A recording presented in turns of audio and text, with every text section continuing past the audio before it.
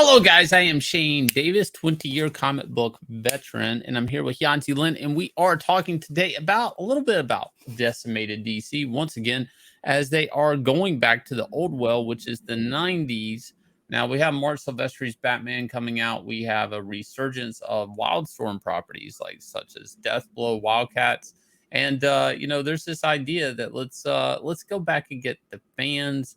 Let's go back to the time when comics actually made money, especially when Zaslav is coming in and James Gunn. Look, they're looking to turn a profit, but they're also looking to sell books, because without selling books, is there any reason to make these superhero movies? If nobody cares about these characters in book form, you see where this goes. So we found this interesting tweet about a variant cover for the WildC.A.T.s book that is out or coming out, counting down the variant covers to WildC.A.T.s #1 by Ashcan Press, November 8th. Variant cover H, incentive. This is a 1 in 100 cover. Cardstock variant. Now, cardstock variant means that is probably the thickest cover stock you can get on a book. When you go to print, we kind of get something kind of like that. That means this is expensive paper they're printing this hate to say hot garbage on. That's right. So let's have a look at this artwork over here. This is what they're doing for a 1 to 100 variant. Now, for people who do not know, a 1 to 100 variant comics means that for a retailer to get even one copy of this comic book, that means they have to buy 100 copies of it first. Then they're allowed to order one single copy. So that kind of rarity, what it does is that it creates this variant market. Collectors will want to say, oh, wow, that's super rare. I got to buy it, because they appreciate value just because it's so rare. So part of the big issue is WildC.A.T.s is a 90s property done by Jim Lee that he had sold to DC Comics when they bought Wildstorm. Now, DC Comics basically bought Wildstorm out for two reasons. One was the market share. Some of it was their backlog, of course. But they really wanted Jim Lee. They really wanted to buy Jim Lee to get Jim Lee to refurbish or basically Hush to work for 3 years on Batman and get, Batman back into shape. And obviously Hush, they still print to this day. They just released a new version, re-release of Hush with I think 4 additional pages drawn by Jim Lee and Jeff Loeb wrote, of course. So here's what's interesting, is going to be a bit of a correspondence here between the writer, which is Rosenberg, and a customer. So what we got? So David here says, I really don't like this cover. Not the style I think of when I think of WildC.A.T.s. If it were Genta, then it would be fine. It's fine here too. Just stating an opinion. I appreciate your efforts promoting your book, but this is by far the weakest of all the covers I've seen for this book, ever. I mean, yeah, if you're going to compare with, 90s Jim Lee, obviously. Right. Of course, then Rosenberg says, it's fine until you go off your way to tell the people who worked on it without them asking your opinion. Then it's kind of rude. I'm a don't say rude stuff to strangers guy myself. Okay, this is a problem. I'm going to pause on this a little bit. When you work in comics, you're not an artist anymore. Everybody thinks you're an artist, and it's about your feelings, and it's about your propaganda and what you feel on the inside. It is not. Why is that? Because when you work in comics, you are now a commercial artist, not an artist. And this is a weird line that a lot of people, it gets very blurry for them. And this has a lot to do with how we end up with these shit books. I don't know another way to say it.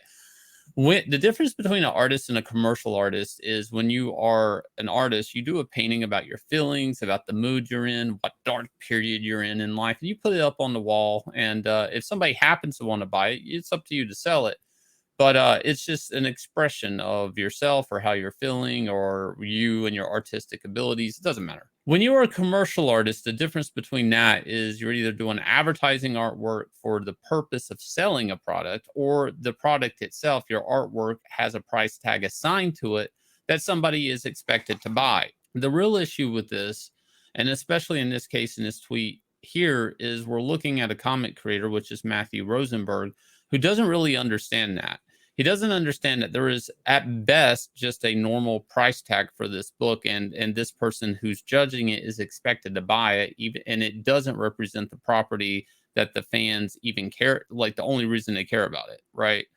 Two, he doesn't understand also that a retailer is expected to buy 100 copies just to get this one cover. That means that this book will not be at a standard cover price that the retailer will probably charge whatever. Now, all of these things factor in that you are allowed an opinion because this artwork isn't there for the eye. This artwork is there to be monetized.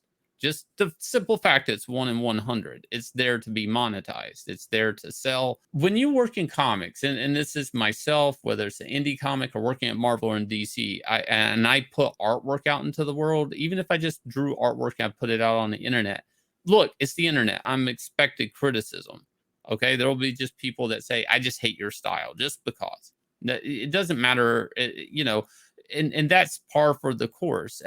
This idea of being a sensitive artist and feelings and emotions involved and representation, all of this, maybe you need to go back to fine arts, okay, not commercial arts, because that's just not, this isn't the place. I mean, it's just not.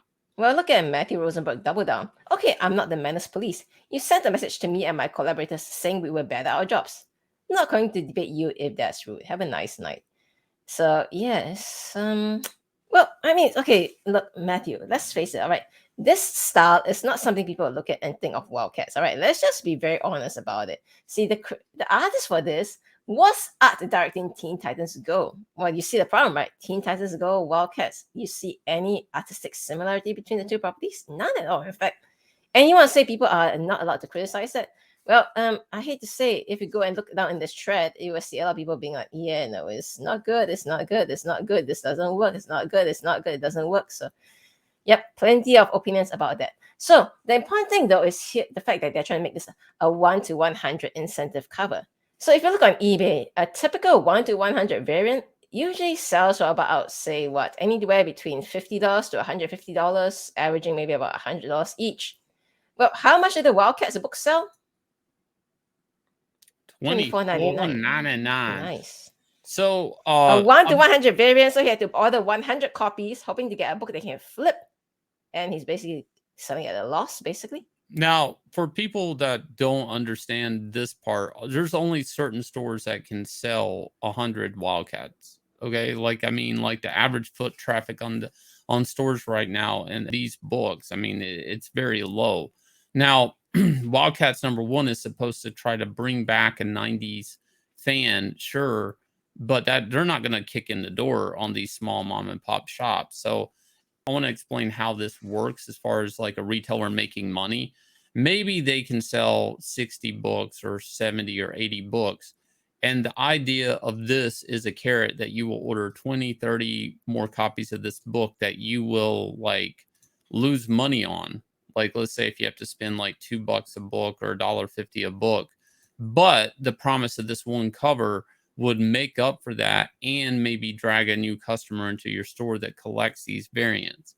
This is something that's been killing the American comic book industry, and I'm pretty shocked with something like a 1 in 100. You don't end up with a Travis Charest cover, a Jim Lee cover, a black and white edition, something, but instead you end up with something.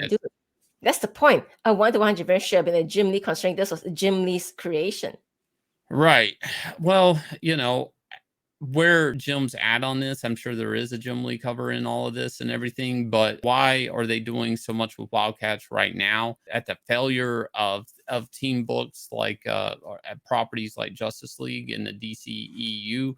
I don't know if there is a interest in doing something with WildC.A.T.s in general in a broader sense, or if it's just more of like, we have to will these characters out ever so many years just to renew the trademark and copyright on them. So this may just be a project that just has to be done for the sake of, renewing, like I said, the IP.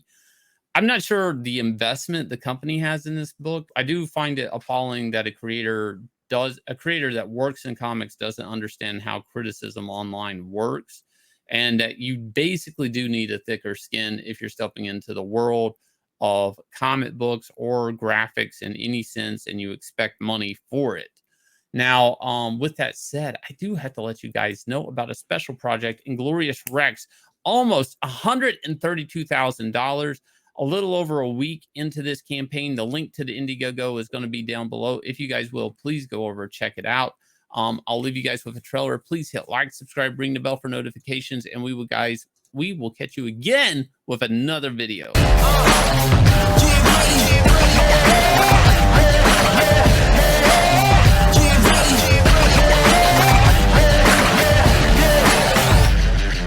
Guess who stepped on the scene?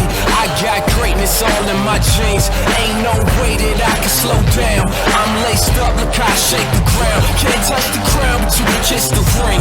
Close your eyes and see how I live a dream. I'm too smooth, MJ with the lean. Don't be fooled, I came through with the team. This is over their heads, how high can it go? I'm too over the edge, got my eyes on the goal. And we right back at it, keep them right on their toes. Look at the way that I move, this is all that I know. Cause I got the drive, I put it in gear. Line them up, I don't see no competitors here. If it ain't first place, we really can't settle for it. Listen up, get ready for it.